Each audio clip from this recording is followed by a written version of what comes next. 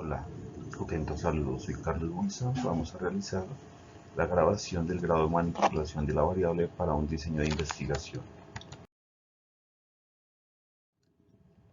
El grado de manipulación del independiente corresponde a la variación de la variable independiente, también conocida como variable manipulada.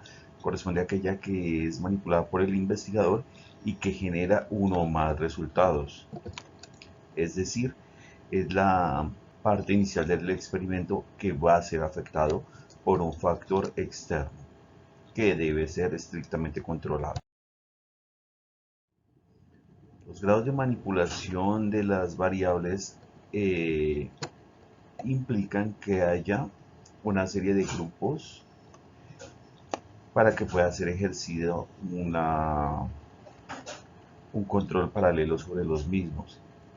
Los grados de manipulación de las variables independientes de presencia y ausencia.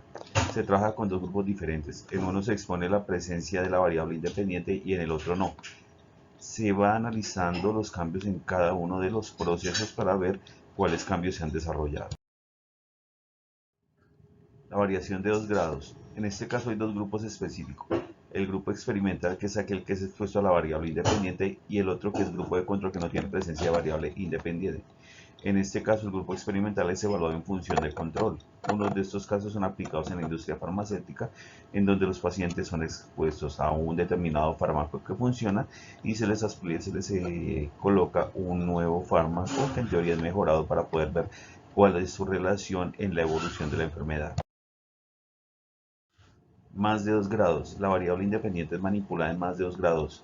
Con cada grado que se aumente se debe crear un nuevo grupo. Se valida la cantidad de afectación en cada grupo teniendo el grado que se incrementó. Podemos hacer una analogía como en la investigación clínica. En este caso se tienen, por ejemplo, tres grupos. Uno es un grupo placebo, otro es el grupo de control, que es aquel que sigue tomando la misma medicación, y está el grupo experimental, que en este caso es el que toma el nuevo medicamento. Tres resultados, pero uno es el resultado que se espera. Modalidades de manipulación en lugar de grados. La variación no se hace respecto de cantidades, sino de categorías. Cada nivel o modalidad implica al menos un grupo diferente, tal como se explicó recientemente. Podemos manipular el experimento de acuerdo a las necesidades, pero eso implica que cada vez que se haga un cambio, se debe crear un nuevo grupo para no afectar el desarrollo de la control y la validez interna en un experimento.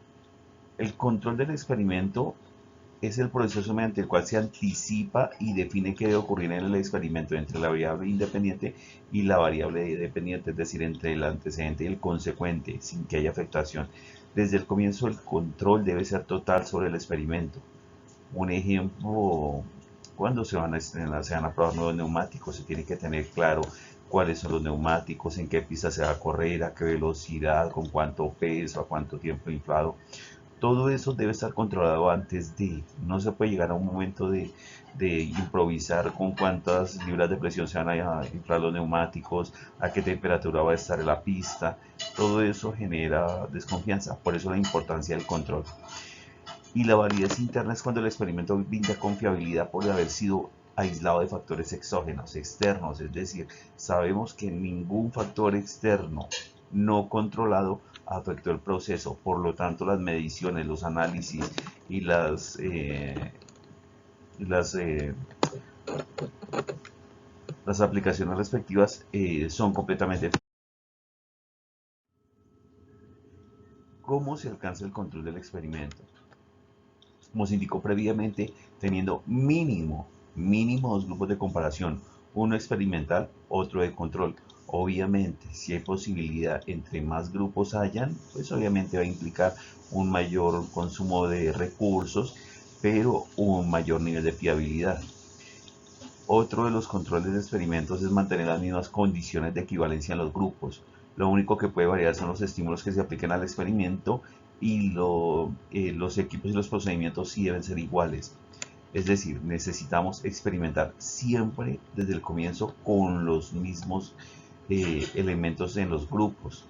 Obviamente, si, no sé, por ejemplo, va a variar la temperatura, obviamente 100 mililitros de agua para 10 botellas y cuánto demoran en calentar en 5 grados, 10 grados, 20 grados, pero siempre deben ser 100 mililitros de agua en el mismo tipo de recipiente a misma temperatura ambiente, únicamente variando la posibilidad de la temperatura.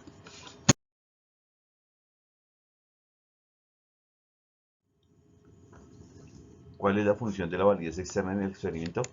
Es poder generar una investigación que permita validar y extrapolar los resultados en la población a posteriori. Es decir, lo importante de la validación externa es poder aplicar esos resultados en la población en general, que se puedan tener y se puedan tomar de ellos como punto de referencia para poder continuar investigaciones al respecto.